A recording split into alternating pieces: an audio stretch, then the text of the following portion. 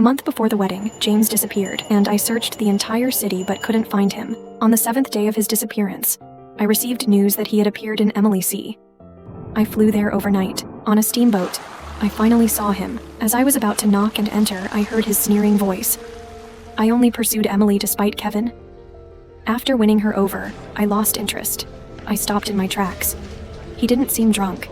Instead, he was very clear-headed. So some terrible words came out of his mouth, and after tasting her, I found it quite boring. The people around him burst into laughter, with some suggestive hints mixed in.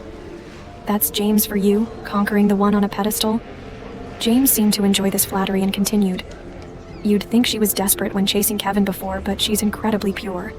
In bed, she's like a docile little kitten.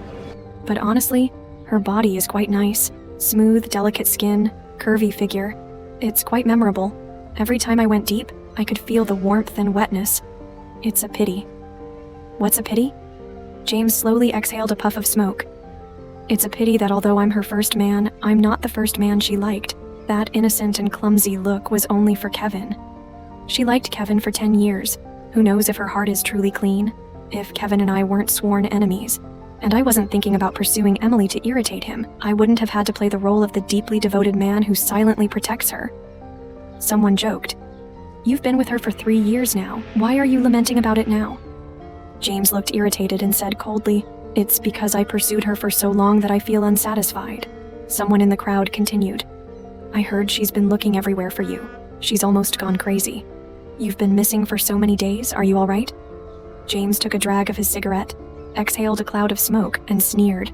Isn't it fun to run away from the wedding and embarrass her? I couldn't see a trace of guilt, pity, or love in his expression. Instead, it was the look of someone who had achieved their revenge.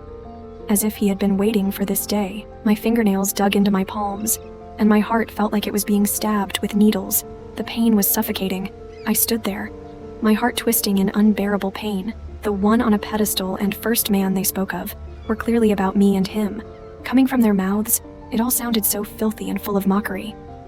And he so casually spoke about our intimate moments. I always thought James would be my salvation and my final destination.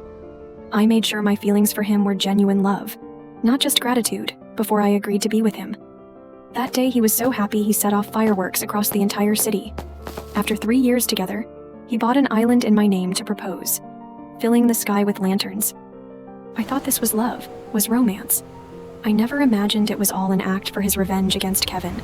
So, was that decade of deep affection and support all just an act?